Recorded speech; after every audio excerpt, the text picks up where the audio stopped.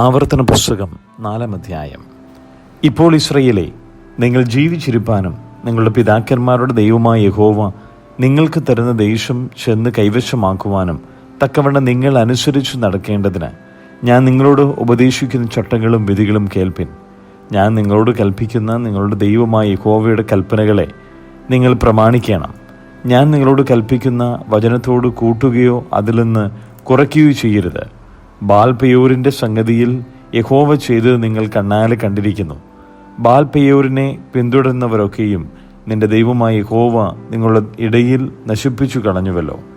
എന്നാൽ നിങ്ങളുടെ ദൈവമായ യഹോവയോട് പറ്റിച്ചേർന്നിരുന്ന നിങ്ങളൊക്കെയും ഇന്ന് ജീവനോടിരിക്കുന്നു. നിങ്ങൾ കൈവശമാക്കുവാൻ ചെല്ലുന്ന ദേശത്ത് നിങ്ങൾ അനുസരിച്ച് നടപ്പാനായി എൻ്റെ ദൈവമായ യഹോവ എന്നോട് കൽപ്പിച്ചതുപോലെ ഞാൻ നിങ്ങളോട് ചട്ടങ്ങളും വിധികളും ഉപദേശിച്ചിരിക്കുന്നു. അവയെ പ്രമാണിച്ചു നടപ്പിൻ. ഇതുതന്നെയല്ലോ ജാതികൾ ദൃഷ്ടിയിൽ നിങ്ങളുടെ ജ്ഞാനവും വിവേകവുമായിരിക്കുന്നത്. അവർ ഈ കൽപ്പനകളൊക്കെയും കേട്ടിട്ട് ഈ ശ്രേഷ്ഠ ജാതി ജ്ഞാനവും വിവേകവുമുള്ള ജനം തന്നെ എന്ന് പറയും. നമ്മുടെ ദൈവമായ യഹോവയോട് നാം വിളിച്ചപേക്ഷിക്കുമ്പോഴൊക്കെയും അവൻ നമുക്ക് അടുത്തിരിക്കുന്നത് പോലെ ദൈവം ഇത്ര അടുത്തിരിക്കുന്ന ശ്രേഷ്ഠ ജാതി ഏതുള്ളൂ? ഞാൻ ഇന്ന് നിങ്ങളുടെ മുമ്പിൽ വയ്ക്കുന്ന ഈ സകല ന്യായപ്രമാണവും പോലെ ഇത്ര നീതിയുള്ള ചട്ടങ്ങളും വിധികളുമുള്ള ശ്രേഷ്ഠ ജാതി ഏതുള്ളൂ? കണ്ണാലെ കണ്ടിട്ടുള്ള കാര്യങ്ങൾ നീ മറക്കാതെയും നിന്റെ ആയുഷ്കാലത്തൊരിക്കലും അവൻ നിന്റെ മനസ്സിൽ നിന്ന് വിട്ടുപോകാതെയും ഇരുപ്പാൻ മാത്രം സൂക്ഷിച്ച് നിന്നെ തന്നെ ജാഗ്രതയോടെ കാത്തുകൊള്ളുക. നിന്റെ മക്കളോടും മക്കളുടെ മക്കളോടും അവയെ ഉപദേശിക്കണം. വിശേഷാൽ ഹോറേബിൽ നിന്റെ ദൈവമായ യഹോവയുടെ സന്നിധിയിൽ നിന്ന ദിവസത്തിൽ ഉണ്ടായ കാര്യം മറക്കരുത്. അന്ന് യഹോവ എന്നോട്, ജനത്തെ എൻ്റെ അടുക്കൽ വിളിച്ചു കൂട്ടുക, ഞാൻ എൻ്റെ വചനങ്ങൾ അവരെ കേൾപ്പിക്കും. അവർ ഭൂമിയിൽ ജീവിച്ചിരിക്കുന്ന നാളൊക്കെയും എന്നെ ഭയപ്പെടുവാൻ പഠിക്കുകയും തങ്ങളുടെ മക്കളെ പഠിപ്പിക്കുകയും വേണമെന്ന് കൽപ്പിച്ചുവല്ലോ. അങ്ങനെ നിങ്ങൾ അടുത്തു വന്ന് പർവ്വതത്തിൻ്റെ അടിവാരത്ത് നിന്നു. അന്ധകാരവും മേഘവും കൂരിരുളും ഉണ്ടായിരിക്കെ പർവ്വതം ആകാശമധ്യത്തോളം തീ കാളിക്കത്തിക്കൊണ്ടിരുന്നു. യഹോവ തീയുടെ നടുവിൽ നിന്ന് നിങ്ങളോട് അരുളി ചെയ്തു, നിങ്ങൾ വാക്കുകളുടെ ശബ്ദം കേട്ടു, ശബ്ദം മാത്രം കേട്ടതല്ലാതെ രൂപമൊന്നും കണ്ടില്ല. നിങ്ങൾ അനുസരിച്ച് നടക്കേണ്ടതിന് അവൻ നിങ്ങളോട് കൽപ്പിച്ച തൻ്റെ നിയമമായ 10 കൽപ്പന അവൻ നിങ്ങളെ അറിയിക്കുകയും 2 കൽപ്പലകയിൽ എഴുതുകയും ചെയ്തു. നിങ്ങൾ കൈവശമാക്കുവാൻ കടന്നു ചെല്ലുന്ന ദേശത്ത് നിങ്ങൾ അനുസരിച്ച് നടക്കേണ്ടുന്നതിനുള്ള ചട്ടങ്ങളും വിധികളും നിങ്ങളെ ഉപദേശിക്കണമെന്ന് യഹോവ അക്കാലത്ത് എന്നോട് കൽപ്പിച്ചു. നിങ്ങൾ നന്നായി സൂക്ഷിച്ചുകൊള്ളുവിൻ. യഹോവ ഹോറേബിൽ തീയുടെ നടുവിൽ നിന്ന് നിങ്ങളോട് അരുളി ചെയ്ത നാളിൽ നിങ്ങൾ രൂപമൊന്നും കണ്ടില്ലല്ലോ. അതുകൊണ്ട് നിങ്ങൾ ആണിൻ്റെ എങ്കിലും പെണ്ണിൻ്റെ എങ്കിലും സാദൃശ്യമോ, ഭൂമിയിലുള്ള യാതൊരു മൃഗത്തിൻ്റെയും സാദൃശ്യമോ, ആകാശത്ത് പറക്കുന്ന യാതൊരു പക്ഷിയുടെയോ സാദൃശ്യമോ, ഭൂമിയിലുള്ള യാതൊരു ഇഴജാതിയുടെയും സദൃശ്യമോ, ഭൂമിക്ക് കീഴെ വെള്ളത്തിലുള്ള യാതൊരു മത്സ്യത്തിൻ്റെയും സാദൃശ്യമോ, ഇങ്ങനെ യാതൊന്നിൻ്റെയും പ്രതിമയായ വിഗ്രഹമുണ്ടാക്കി വഷളത്വം പ്രവർത്തിക്കരുത്. നീ ആകാശ സൈന്യമായ സൂര്യനെയും ചന്ദ്രനെയും നക്ഷത്രങ്ങളെയും നോക്കിക്കാണുമ്പോൾ അവയെ നമസ്കരിപ്പാനും സേവിപ്പാനും വശീകരിക്കപ്പെടരുത്. അവയെ നിന്റെ ദൈവമായ യഹോവ ആകാശത്തിൻ കീഴെങ്ങുമുള്ള സർവ്വജാതികൾക്കും പങ്കിട്ടു കൊടുത്തിരിക്കുന്നു. നിങ്ങളെയോ ഇന്നുള്ളതുപോലെ എനിക്ക് അവകാശ ജനമായിരിക്കേണ്ടതിന് യഹോവ തിരഞ്ഞെടുത്ത് നിങ്ങളെ മിസ്രയീം എന്ന ഇരുമ്പുലയിൽ നിന്ന് പുറപ്പെടുവിച്ചു കൊണ്ടുവന്നിരിക്കുന്നു. എന്നാൽ യഹോവ നിങ്ങളുടെ നിമിത്തം എന്നോട് കോപിച്ചു.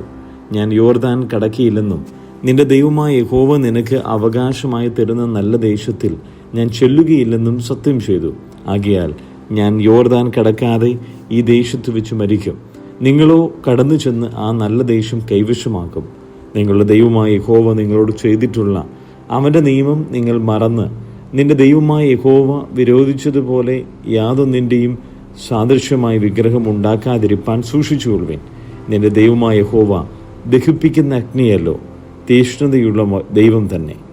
നീ മക്കളെയും മക്കളുടെ മക്കളെയും ജനിപ്പിച്ച് ദേശത്തേറെക്കാലം പാർത്ത് വഷളായി തീർന്നിട്ട് വല്ലതിൻ്റെയും സാദൃശ്യമായ വിഗ്രഹമുണ്ടാക്കി നിന്റെ ദൈവമായ യഹോവയ്ക്ക് അനിഷ്ടമായുള്ളത് ചെയ്ത് അവനെ കോപിപ്പിച്ചാൽ നിങ്ങൾ കൈവശമാക്കേണ്ടതിന് യോർദാൻ കടന്നു ചെല്ലുന്ന ദേശത്തു നിന്ന് നിങ്ങൾ വേഗത്തിൽ നശിച്ചു പോകുമെന്ന് ഞാൻ ഇന്ന് ആകാശത്തിൻ്റെയും ഭൂമിയെയും നിങ്ങൾക്ക് വിരോധമായി സാക്ഷി നിർത്തി പറയുന്നു.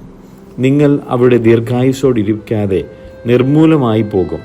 യഹോവ നിങ്ങളെ ജാതികളുടെ ഇടയിൽ ചിതറിക്കും. യഹോവ നിങ്ങളെ കൊണ്ടുപോയാക്കുന്ന ജാതികളുടെ ഇടയിൽ നിങ്ങൾ ചുരുക്കം പേരായി ശേഷിക്കും.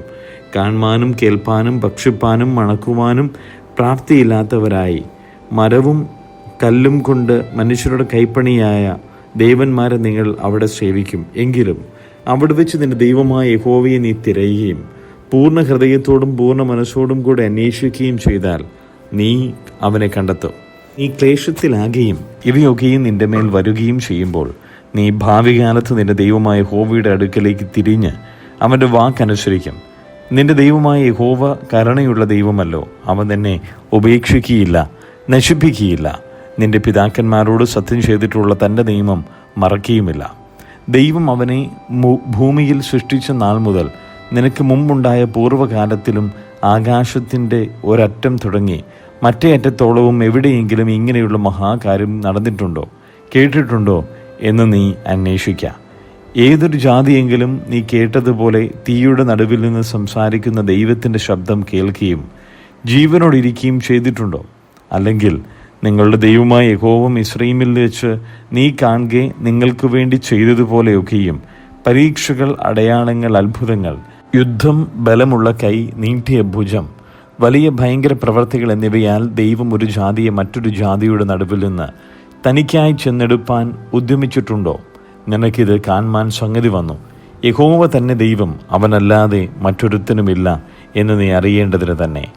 അവൻ നിനക്ക് ബുദ്ധി ഉപദേശിക്കേണ്ടതിന് ആകാശത്തു നിന്ന് തൻ്റെ ശബ്ദം നിന്നെ കേൾപ്പിച്ചു.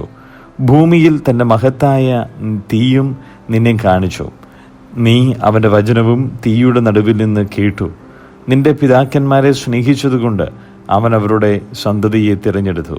നിന്നേക്കാൾ വലിപ്പവും ബലവുമുള്ള ജാതികളെ നിന്റെ മുമ്പിൽ നിന്ന് നീക്കിക്കളവാനും ഇന്നുള്ളതുപോലെ അവരുടെ ദേശത്തെ നിനക്ക് അവകാശമായി തരേണ്ടതിന് നിന്നെ കൊണ്ടുപോയാക്കുവാനും തൻ്റെ സാന്നിധ്യവും മഹാശക്തിയും കൊണ്ട് മിസ്രയീമിൽ നിന്ന് നിന്നെ പുറപ്പെടുവിച്ച്, ആകയാൽ മീതെ സ്വർഗത്തിലും താഴെ ഭൂമിയിലും യഹോവ തന്നെ ദൈവം, മറ്റൊരുത്തനുമില്ല എന്ന് നീ ഇന്നറിഞ്ഞ് മനസ്സിൽ വെച്ചുകൊള്ളുക.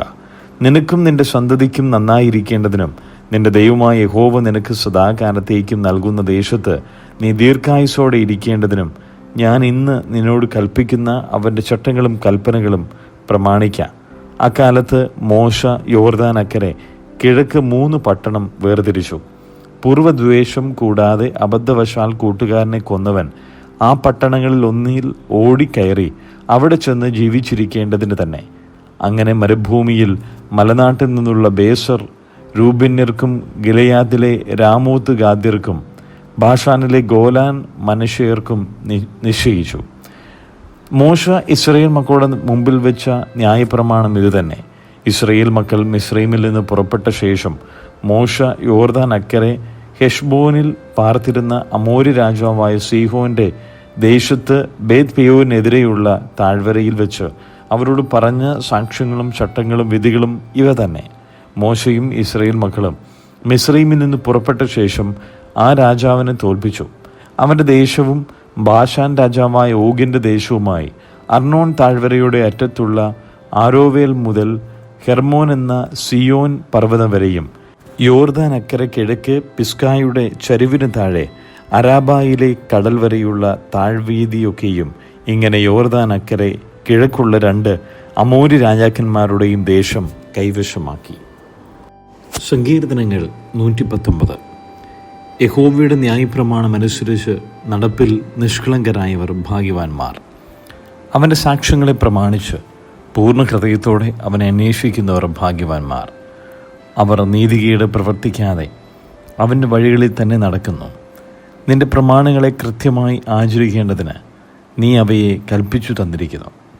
നിന്റെ ചട്ടങ്ങളെ ആചരിക്കേണ്ടതിന് എൻ്റെ നടപ്പ് സ്ഥിരമായെങ്കിൽ കൊള്ളായിരുന്നു. നിന്റെ സകല കൽപ്പനകളെയും സൂക്ഷിക്കുന്നിടത്തോളം ഞാൻ ലജ്ജിച്ചു പോകുകയില്ല. നിന്റെ നീതിയുള്ള വിധികളെ പഠിച്ചിട്ട് ഞാൻ പരമാർത്ഥ ഹൃദയത്തോടെ നിനക്ക് സ്തോത്രം ചെയ്യും.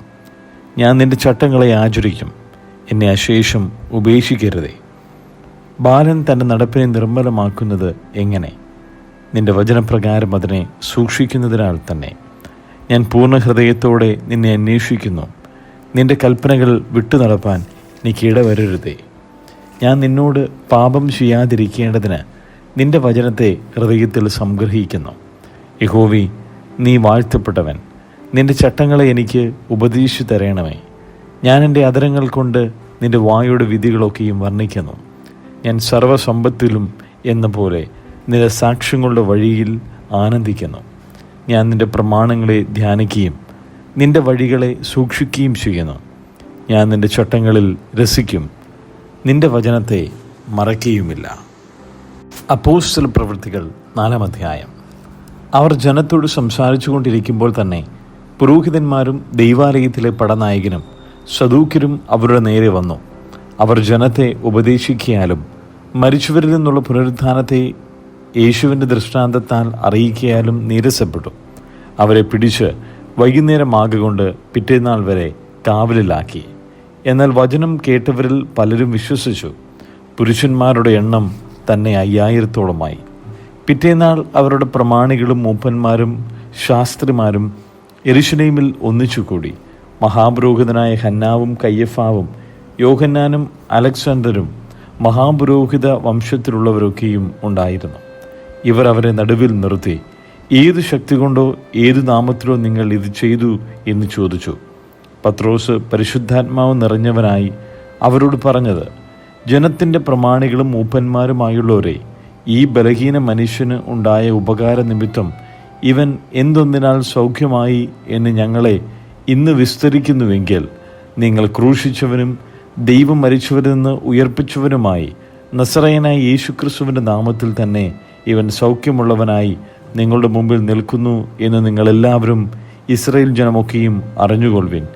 വീട് പണിയുന്നവരായ നിങ്ങൾ തള്ളിക്കളഞ്ഞിരിക്കുന്ന കോണിൻ്റെ മൂലക്കല്ലായി തീർന്ന കല്ല് ഇവൻ തന്നെ. മറ്റൊരുത്തിനും രക്ഷയില്ല. നാം രക്ഷിക്കപ്പെടുവാൻ ആകാശത്തിൻ കീഴിൽ മനുഷ്യരുടെ ഇടയിൽ നൽകപ്പെട്ട വേറൊരു നാമവുമില്ല. അവർ പത്രോസിനെയും യോഹന്നാൻ്റെയും ധൈര്യം കാണുകയാലും ഇവർ പഠിപ്പില്ലാത്തവരും സാമാന്യരുമായ മനുഷ്യർ എന്ന് ഗ്രഹിക്കിയാലും ആശ്ചര്യപ്പെട്ടു. അവർ യേശുവിനോട് കൂടെ ആയിരുന്നവർ എന്നും അറിഞ്ഞു. സൗഖ്യം പ്രാപിച്ച മനുഷ്യൻ അവരോടുകൂടെ നിൽക്കുന്നത് കണ്ടതുകൊണ്ട് അവർക്ക് എതിർ പറവാൻ വകയില്ലായിരുന്നു. അവരോട് ന്യായാധിപ സംഘത്തിൽ നിന്ന് പുറത്തു പോകുവാൻ കൽപ്പിച്ചിട്ട് അവർ തമ്മിൽ ആലോചിച്ചു, ഈ മനുഷ്യരെ എന്തു ചെയ്യേണ്ടു? പ്രത്യക്ഷമായൊരു അടയാളം അവർ ചെയ്തിരിക്കുന്നുവെന്ന് യെരൂശലേമിൽ പാർക്കുന്ന എല്ലാവർക്കും പ്രസിദ്ധമല്ലോ. നിഷേധിപ്പാൻ നമുക്ക് കഴിവില്ല. എങ്കിലും അത് ജനത്തിലധികം പരക്കാതിരിപ്പാൻ അവർ യാതൊരു മനുഷ്യനോടും ഈ നാമത്തിൽ ഇനി സംസാരിക്കരുതെന്ന് നാം അവരെ തർജ്ജനം ചെയ്യണം എന്ന് പറഞ്ഞു. പിന്നെ അവരെ വിളിച്ചിട്ട്, യേശുവിൻ്റെ നാമത്തിൽ അശേഷം സംസാരിക്കരുത്, ഉപദേശിക്കുകയും അരുത് എന്ന് കൽപ്പിച്ചു. അതിന് പത്രോസും യോഹന്നാനും, ദൈവത്തെക്കാൾ അധികം നിങ്ങളെ അനുസരിക്കുന്നത് ദൈവത്തിന് മുമ്പാകെ ന്യായമോ എന്ന് വിധിപ്പിൻ. ഞങ്ങൾക്കോ ഞങ്ങൾ കണ്ടും കേട്ടുമിരിക്കുന്നത് പ്രസ്താവിക്കാതിരിപ്പാൻ കഴിയുന്നതല്ല എന്നുത്തരം പറഞ്ഞു. എന്നാൽ ഈ സംഭവിച്ച കാര്യം കൊണ്ട് എല്ലാവരും ദൈവത്തെ മഹത്വപ്പെടുത്തുകയാൽ അവരെ ശിക്ഷിക്കുന്നത് ജനനിമിത്തം വഴിയൊന്നും കാണായകൊണ്ട് അവർ പിന്നെയും തർജ്ജനം ചെയ്ത് അവരെ വിട്ടയച്ചു. ഈ അത്ഭുതത്താൽ സൗഖ്യം പ്രാപിച്ച മനുഷ്യൻ 40-ലധികം വയസ്സുള്ളവനായിരുന്നു. വിട്ടയച്ച ശേഷം അവർ കൂട്ടാളികളുടെ അടുക്കൽ ചെന്ന് മഹാപുരോഹിതന്മാരും മൂപ്പന്മാരും തങ്ങളോട് പറഞ്ഞതെല്ലാം അറിയിച്ചു. അത് കേട്ടിട്ട് അവർ ഒരുമനപ്പെട്ട് ദൈവത്തോട് നിലവിളിച്ചു പറഞ്ഞത്, ആകാശവും ഭൂമിയും സമുദ്രവും അവയിലുള്ള സകലവും ഉണ്ടാക്കിയ നാഥനെ, ജാതികൾ കലഹിക്കുന്നതും വംശങ്ങൾ വ്യർത്ഥമായത് നിരൂപിക്കുന്നതും എന്ത്? ഭൂമിയിലെ രാജാക്കന്മാർ അണിനിരക്കുകയും അധിപതികൾ കർത്താവിന് വിരോധമായി അവൻ്റെ അഭിഷിക്തന് വിരോധമായും ഒന്നിച്ചു കൂടുകയും ചെയ്തിരിക്കുന്നു എന്ന് നിന്റെ ദാസനായ ദാവീദ് മുഖാന്തരം പരിശുദ്ധാത്മാവിനാൽ അരുളി ചെയ്തവനെ, നീ അഭിഷേകം ചെയ്ത യേശു എന്ന നിന്റെ പരിശുദ്ധ ദാസന് വിരോധമായി ഹെരോദാവും പൊന്തിയോസ് പിലാത്തോസും ജാതികളും ഇസ്രായേൽ ജനവുമായി ഈ നഗരത്തിൽ ഒന്നിച്ചുകൂടി. സംഭവിക്കണമെന്ന് നിന്റെ കൈയും നിന്റെ ആലോചനയും മുൻ നിയമിച്ചതൊക്കെയും ചെയ്തിരിക്കുന്നു സത്യം. ഇപ്പോഴോ കർത്താവേ, അവരുടെ ഭീഷണികളെ നോക്കണമേ. സൗഖ്യമാക്കുവാൻ നിന്റെ കൈ നീട്ടുന്നതിനാലും നിന്റെ പരിശുദ്ധ ദാസനായ യേശുവിൻ്റെ നാമത്താൽ അടയാളങ്ങളും അത്ഭുതങ്ങളും ഉണ്ടാകുന്നതിനാലും നിന്റെ വചനം പൂർണ്ണ ധൈര്യത്തോടും കൂടെ പ്രസ്താവിപ്പാൻ നിന്റെ ദാസന്മാർക്ക് കൃപ നൽകണമേ. ഇങ്ങനെ പ്രാർത്ഥിച്ചപ്പോൾ അവർ കൂടിയിരുന്ന സ്ഥലം കുലുങ്ങി. എല്ലാവരും പരിശുദ്ധാത്മാവ് നിറഞ്ഞവരായി ദൈവവചനം ധൈര്യത്തോടെ പ്രസ്താവിച്ചു. വിശ്വസിച്ചവരുടെ കൂട്ടം ഏകഹൃദയവും ഏക മനസ്സുമുള്ളവരായിരുന്നു. തനിക്കുള്ളതൊന്നും സ്വന്തമെന്ന് ആരും പറഞ്ഞില്ല. സകലവും അവർക്ക് പൊതുവായിരുന്നു. അപ്പോസ്തലന്മാർ മഹാശക്തിയോടെ കർത്താവായ യേശുവിൻ്റെ പുനരുത്ഥാനത്തിന് സാക്ഷ്യം പറഞ്ഞു വന്നു. എല്ലാവർക്കും ധാരാളം കൃപ ലഭിച്ചിരുന്നു. മുട്ടുള്ളവൻ ആരും അവരിലുണ്ടായിരുന്നില്ല. നിലങ്ങളുടെയും വീടുകളുടെയോ ഉടമസ്ഥന്മാരായിരുന്നവർക്കെയും അവ വിറ്റ് വില കൊണ്ടുവന്ന് അപ്പോസ്തലന്മാരുടെ കാൽക്കൽ വയ്ക്കും. പിന്നെ ഓരോരുത്തന് അവനവൻ്റെ ആവശ്യം പോലെ വിഭാഗിച്ചു കൊടുക്കും. പ്രബോധനപുത്രൻ എന്നർത്ഥമുള്ള ബർന്നബാസ് എന്ന അപ്പോസ്തലന്മാർ മറുപേര് വിളിച്ച കുപ്രദ്വീപുകാരനായ യോസേഫ് എന്നൊരു ലേവ്യൻ തനിക്കുണ്ടായിരുന്ന നിലം വിറ്റ് പണം കൊണ്ടുവന്ന് അപ്പോസ്തലന്മാരുടെ കാൽക്കൽ വെച്ചു.